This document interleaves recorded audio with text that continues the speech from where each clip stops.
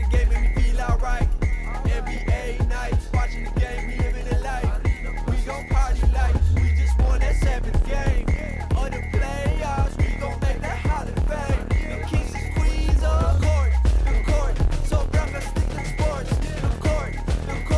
So brown, let's stick to sports. Watch the NBA playoffs on arenaplus.net.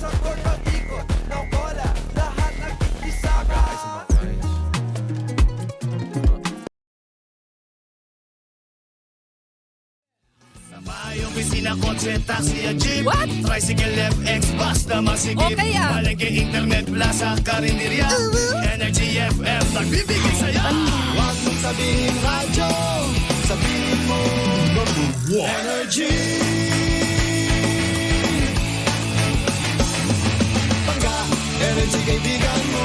Pangga, energy ang numero uno. Kaya't tumango na at isigaw mo.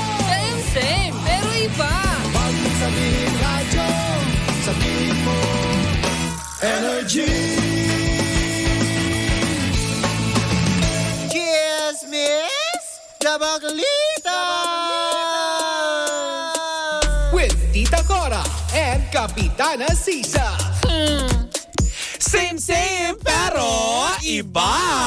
We are number 106.7 Energy FM. Pangga, wag mong sabihing radyo. Sabihin mo. In fairness, ang ganda ng mga colors natin today. Yes. O, diba? Very earthly colors. Earthworm. Oo, Earthworm. Hindi ka magiging earthly gummies. Gano'n. Happy Monday Iba morning. talaga yung mga pang-sosyal, ano? Ano yung earthly gummies? Yung gummy bears, like you can buy it in drugstores. Sa amin, pintura, mga ganun lang. Yaki, pom-poms. Earthly gummies? Yeah, earthly gummies. The earthly worms, the worms with a sugar on it. Kakainin ka din ng earthworm kapag nategi mong bunga. Happy Monday morning mo sa inyong lahat. Ako po si Kapitana Sisa. At ako naman yung Tita Cora. At ito na ang Baklita sa Woo Woo Woo! O, diba? Hindi halata ang mga puyat sa mga bakla. Yes, O, diba? dahil kakachika. Sa lahat po ng mga sumama sa amin hanggang alas 12 pasado ng gabi kagabi sa TikTok, maraming salamat po. Yan. Ano kaya napapala natin sa kakapuyat natin ng ganong oras? 1A in fairness, diba? On a Sunday. Pero nakabangon ng mga bakla. Oo, ay dapat. Diba? Dahil syempre para sa araw na ito, antabayanan natin ang mga kaganapan para sa ating Chika Sarina!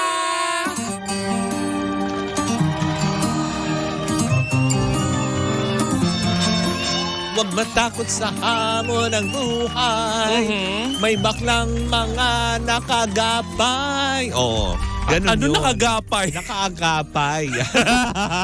Hindi. O bakit ba? Nakagapay ang sabi mo. I'm so sorry, diba? Someone to lean on. Yun na lang. Nakakainis. Okay, kasi diba, ang hirap mag-Tagalog. Wow! Akala mo, palaki sa harap ng aircon. Siyempre, ang ating portion na ito, ang Chika sa Arena, hatid sa atin ang Arena Plus. Astig sa sport. Yun. Diba? Na nakakaloka to the highest level. Eto na, tumungo muna tayo habang nagsa-celebrate ng birthday. Si Mr. Johnson D, ang napakagwapo kong tsuhin. Eto, makinig kang mabuti. Diba, na nakakaloka? Aba, kahapon nga talaga nakakaloka ang bakbakan sa pagitan ng Meralco Bulls at San Miguel Beerman. Kung saan nga naman, tuluyan ng, diba, nakamit ng Meralco Bulls kahapon ang ikalawang panalo nila against San Miguel Beermen na nakakaloka na pumuntos ng 2-1 na score. Dahil nga nung last June 5, hindi ba? Unang nakamit ang Meralco Bulls ang kanilang pagkapanalo against Beerman at ng June 7, last Friday, ay kamuntikan sanang makuha ng San Miguel, ng Meralco Bulls ang kanilang ikalawang panalo. Subalit natapos sa makatuwid ay natalo sila ng San Miguel Beerman by 1 point, mare. Ganon ang kanipis, di ba, na nakakaloka. Ang alin? Yung pagkatalo. Dahil 1 point. Hindi ko pwedeng sabihin gahibla. Gaanes. Hindi maiiwan yan kung saan Oo. ang hibla ng pagkapanalo. Basta ganito. Huwag Ang kang daming mag-iiwan ng ebidensya. Yung parang ano yung sa sabon. Oy, binata na yung sabon. May hibla na. Hoy! Nakakaloka Lunes sa Lunes. Pero hindi ba, bagamat hindi ba magkakaroon pa ng chance at magkakaroon ng sagupaan sa darating na Independence Day, June 12, itong Miyerkules. Di ba, ang San Miguel, kung saan nga naman makabawi nga ba sila or para sa posisyon na, alam mo yun, makabawi na tutu or tuluyan ng makuha ng Meralco Bulls ang pagkapanalo at pumuntos na 3-1 para sa All Filipino Cups ng PBA yan sa darating na Miyerkules. At hindi pa yan natatapos, di ba, na nakakaloka. Sa NBA naman, nakamit na ng Boston Celtics ang kanilang pangalawang pagkapanalo para sa Game 2 ng Eastern and Western Conference sa NBA, kung saan pumunto sila kanina ng 105 over or against Dallas Mavericks sa puntos na 98. Nakakadalawa na sila, 2-0. Masisweep kaya ng Boston Celtics ang labanang ito? Well, malalaman natin yan sa mga susunod na mga araw para sa kaganapan dyan sa Eastern and Western Conference ng NBA. Well, in the meantime, Tita Cora, pasok! Samantala, Mare, pasok sa Paris 2024 Paralympic Games ang para-archer ng Pilipinas na isang paranormal. Ay, nakakatakot yun. May paramdam. Hindi, na si Agustina, hindi to paranormal totoong tao to. Isang babaeng Pilipino. So, Pilipina. Pilipina. Oh. Pinay. Oo. Baka iba masabi ko. Nyilatra na naman. Si Agustina. Sabi ganun, isang nyulatra. Isang nyilatra na naman. Si Agustinang Bantilok matapos ang bipartite commission invitation at pagpasa niya sa minimum qualification standard dahil kasama siya ng duo na nagtala ng historic bronze finish sa kauna-unahan sa bansa. Ayan. Yun lang. Talaga? Wala na karugtong. Wala na. Dudugtungan sana, kaya lang agad doon na lang. Na nakakaloka. Oo. Pero yun na nga, Mare. Nagtagumpay siya, Mare. Yun lang. Alam mo ba? Pero at least congrats. Oo. Diba? Archer, Mare. Nasubukan mo na mag-archer. Oo. Yung pinapana ka. Yung ganun. Ano bang arching? Archery. Archery. Oo. Arching. Woo! Arching. Tayo yun, ang arching. Arching mo? Ang mga bakla arching, di ba? Uy, alam mo may mensahe ang mga taga Meralco Bulls. Ano? Di ba? Kung sakali naman din daw, hindi nila makamit ang kampyonato ngayon sa PBA daw. Manda daw lahat ng may mga yung may mga disconnection. Talaga? Ay, wala pa ako. Today pa lang yung due date. Charot lang. Idadaan ko mamaya pag-uwi. Kaya nangangamba. Oo. Alam mo naman ako, Mare. O ano? Nagbabayad na pag may disco last na. minute. Pag nagsasayawan na yung Correct. disco. Disconnection notice pa. Mare! Sabi ka, mamaya na nga Paano? tayo kumain. Bakit? Oo. May disco ako. Gumagano ako. Ano yan? Disconnection notice. Kaya ako pinapatay ng escalator. Bakit nga ba? Dun sa sikat na mall. Hindi kinakaya na nakakaloka. But anyway, saan po muna ang kaganapan sa arena? Hatid pa rin sa atin ang Chika sa Ay. live. Lunes. Oo. Atin sa atin ang Chika sa Arena. Hatid pa rin sa atin yan ang Arena Plus, astig sa sports. So, diba? Naku, eto na. tumungo na tayo sa pagchichikahan natin dahil mukhang mahaba-haba ang araw na ito. Bagamat isang Oo oras nga. lang ang ating programa, pero namumutik-tik-hitik sa bunga at talaga nga naman punong-puno ng informasyon. At kung Parang ma-overtime man tayo, sorry na po in advance. nagbibigay na po kami ng paunang abiso. Oo. Yan. Siyempre, ito ang pinapakaantabayanan ng mga taga Triple GS Construction, Burgos, Ilocos Norte. Hoy, ang layo! Ay, sabi yan ni Mel. Hello po sa inyong lahat dyan. Diba? At syempre, dahil birthday ng aking tsuhin na si Johnson D, eto mga pasabog para sa araw na ito. O, diba? Anong pasabog mo, Mare? Nako, eto na nga. Dahil nga, diba, marami ang panawagan ng mga otauchi. Patungkol nga sa nangyayaring kaguluhan ngayon sa Showtime, ay hindi naman nakaligtas ang mga panawagan ng buong sambayanan. Anong sambayanan at anong Ganito. chika ng sambayanan na panawagan? Lutang. Kulot. Diba? Yung mga panawagan ng mga otauchi, sana ba itong si Jorella? Yan, hindi. Baka ano ka naman dyan kay Jorella. Hindi si Cherlala. I love you. Yung anak ng kumpare natin na si Tito. Oo, diba? Na nakakaloka.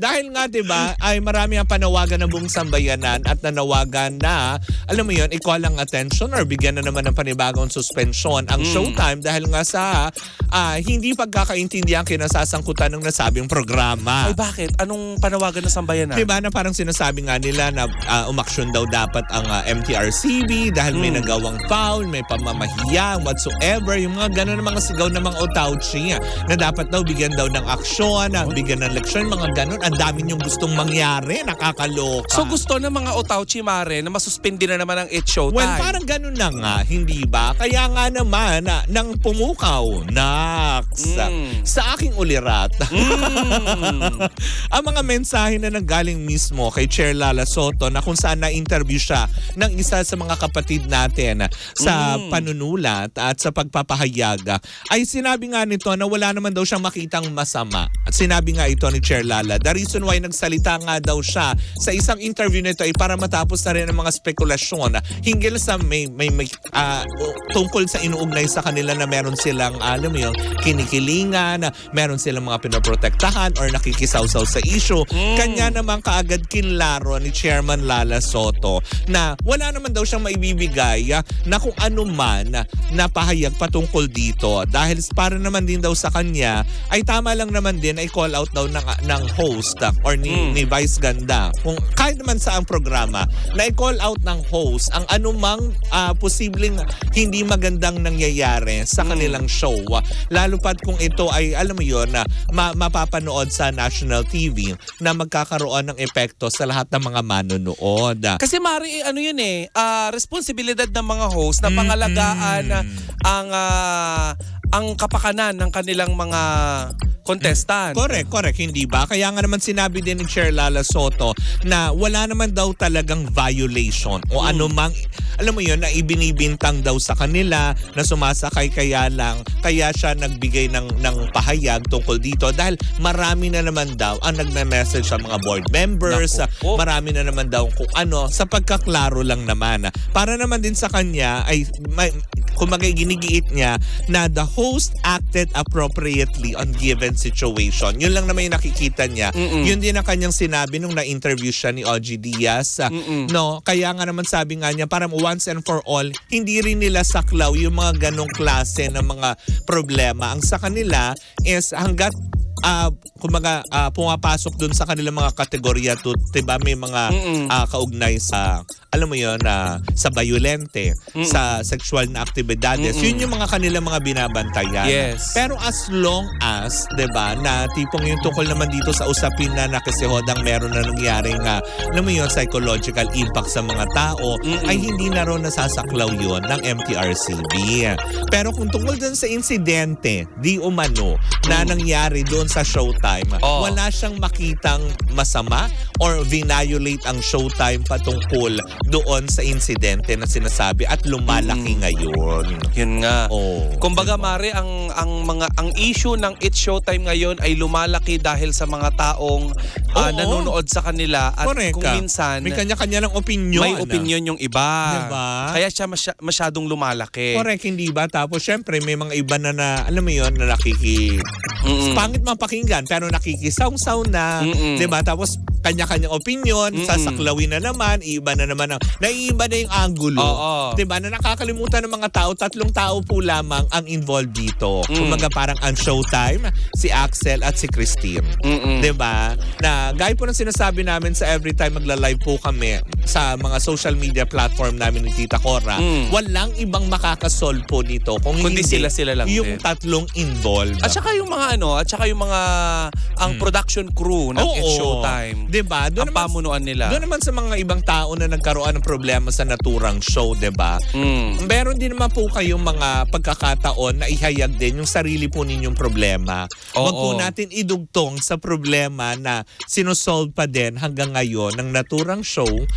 Kung nasosolve man, diba? Kung nakausap man, mas maganda po sana kung ganon. Oo, at mamaya pag-uusapan natin yan ulit. Alam mo, Mari, punong-puno tayo ng chika ngayon tungkol dun kila Meme Vice Ganda. Oo, diba? Na nakakaloka. Kasi during the weekend, lalo siyang lumaki. Diba?